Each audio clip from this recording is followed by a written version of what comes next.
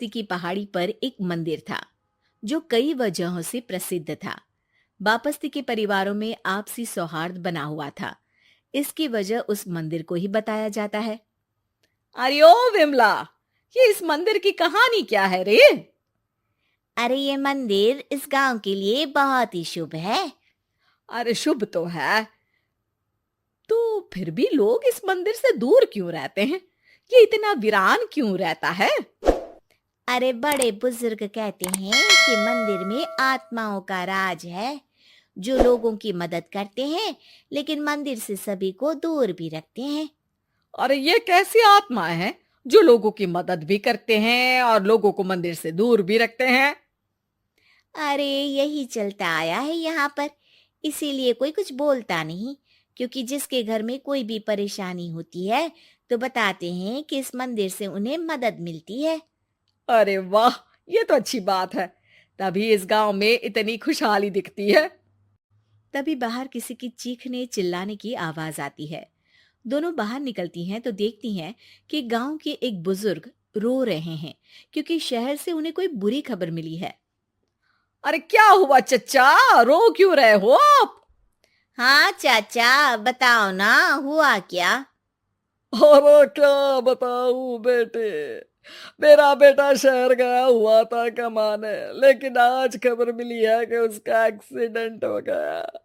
वो अस्पताल में भर्ती है।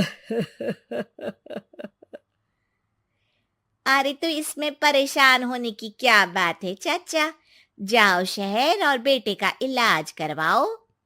हाँ चाचा, विमला सही कह रही है। आप शहर जाओ और इलाज करवाओ। अरे कैसे इलाज करवाऊं, अभी पैसे नहीं है और शहर के अस्पतालों में इलाज का खर्चा लाखों में आता है। अरे चाचा, भगवान पर भरोसा रखो, कहीं ना कहीं से मदद जरूर मिल जाएगी। बस आज का दिन कैसे भी काट लो। अरे अब तो बेटा थोड़ा समय काटना भी मुश्किल होता जा रहा है। देख कमला, तू ही समझा चाचा को। अरे पैसों का कहीं ना कहीं से इंतजाम तो जरूर हो जाएगा। अरे चच्चा, जब विमला कह रही है तो थोड़ा उस पर भी भरोसा रखो। चलो आपको घर छोड़कर आ जाती हूँ। उसके बाद कमला उन बुजुर्ग को लेकर चली जाती है और विमला मंदिर की ओर चली जाती है। विमला मंदिर की सीढ़ियों पर चढ़ते हुए दूर से नजर आती है। उसके बाद वो आंखों से ओझल हो जाती है। उसी रात उस बुजुर्ग के घर के बाहर एक थैला रखा हुआ मिला। बुजुर्ग उस थैले को देखते ही चौंक पड़ा क्योंकि उसमें 5 लाख रुपए रखे हुए थे। वो बुजुर्ग सुबह दौड़ा दौड़ा गांव के दूसरे बुजुर्गों के पास गया। अरे मंगल भाई सुनो, मेरे घर के बाहर ये पैसों से भरा बैग रखा हुआ मिला है। अरे किसका है ये भाई?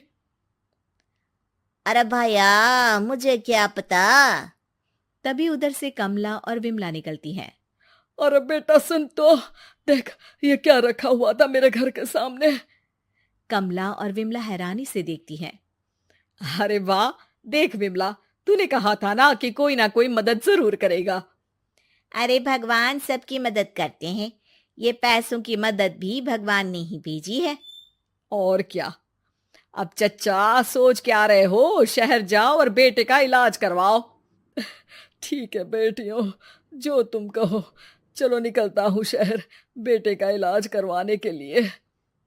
अरे विमला, एक बात तो बता, ये इन्हें मिले तो कैसे मिले पैसे? अरे मैं ना कहती थी कि ये मंदिर सबकी मुसीबतों में मदद भेजता है। अरे वाकई बड़ी पुण्य आत्मा है मंदिर में। सो तो है, लेकिन उनके बारे में लोगों को कम ही पता है। अच्छा, और तुम्हें क्या पता है?